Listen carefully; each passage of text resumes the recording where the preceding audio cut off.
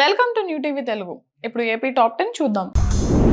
కంబదూరు, కుందుర్పి మండలాల్లో సాయంత్రం భారీ వర్షం కురిసింది. చాలా రోజుల తర్వాత ఇంతటి భారీ వర్షం కురవడంతో చెరువులు, చెక్ డ్యాంలు నిండి నీటి ప్రవాహం ఉరకలెత్తింది. బోర్లలో నీరు అడుగంటిపోయి పంటలకు నీరు లేక రైతులు తీవ్ర అవస్థలు పడ్డారు.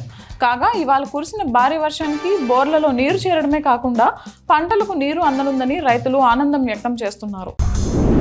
పలమనేరు వైసీపీ కార్యాలయంలో మండలానికి చెందిన కొందరు వైసీపీ నేతలు సమావేశం నిర్వహించారు.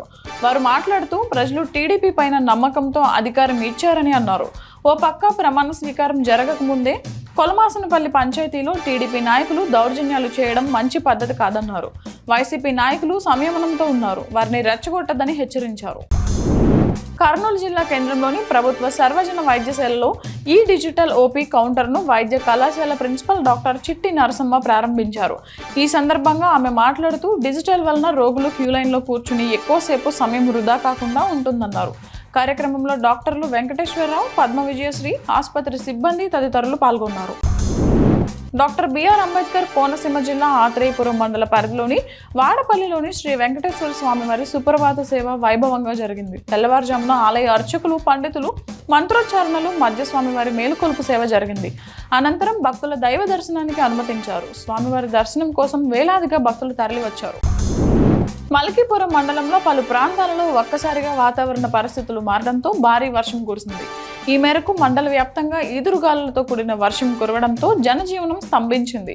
లోతట్టు ప్రాంతాలు జలమయమయ్యాయి. ప్రజలు, కూలీలు రోజువారీ పనులు నిర్వహించుకునేందుకు ఇబ్బందులు పడ్డారు. పత్రికా రంగాన్ని ప్రజలకు చేరువ చేసిన ఘనత ఈనాడు సంస్థల అధిపతి చెరుకూరి రామోజీరావుకి దక్కుతుందని నరసన్నపేట ఎమ్మెల్యే బగ్గు రమణమూర్తి తెలిపారు. ఆయన మృతి పట్ల సంతాపం తెలియజేస్తూ పత్రికా రంగంలో ఆయన ఆశయ సాధనకు కృషి చేయవలసిన అవసరం ఉందని వివరించారు. ఆయన సారథ్యంలో కొనసాగిన పత్రికా స్వేచ్ఛ ఇంకా కొనసాగాలని కోరుకున్నారు. అనంతరం 1 నిమిషం పాటు ఆయన మౌనం పాటించారు.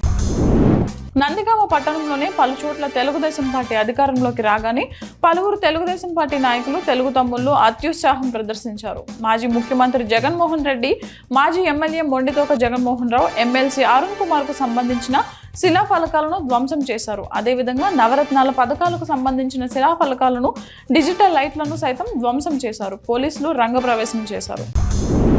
బుచ్చిరెడ్డిపాలెం మండలంలోని జొన్నవాడ శ్రీ మల్లికార్జున స్వామి సమేత కామాక్షమ్మ స్వామి అమ్మవార్లను రాత్రి కోవూరు నియోజకవర్గ ఎమ్మెల్యే వేమిరెడ్డి ప్రశాంత్ రెడ్డి దర్శించుకున్నారు. అనంతరం ఆలయంలో ప్రత్యేక పూజా కార్యక్రమాలను నిర్వహించారు. తదుపరి తీర్థ ప్రసాదాలను స్వీకరించారు. అనంతగిరి మండలంలోని పెద్దకోట పంచాయతీ పరిసర ప్రాంతంలో రాత్రి కురిసిన భారీ వర్షాల కారణంగా కుడియ గ్రామానికి వెళ్లే వాగు పొంగడంతో కుడియ వంతెనపై రాకపోకలకు గిరిజనులు ఎదుర్కొన్నారు. ఈ వాగుపై హై లెవెల్ వంతెన లేకపోవడంతో ఏటా వర్షాకాలంలో ఈ సమస్య వస్తుందని గిరిజనులు వాపోతున్నారు. ఇప్పటికైనా అధికారులు, పాలకులు స్పందించి ఈ వాగుపై హై లెవెల్ వంతెన నిర్మాణం చేపట్టాలని పలువురు గిరిజనులు కోరారు.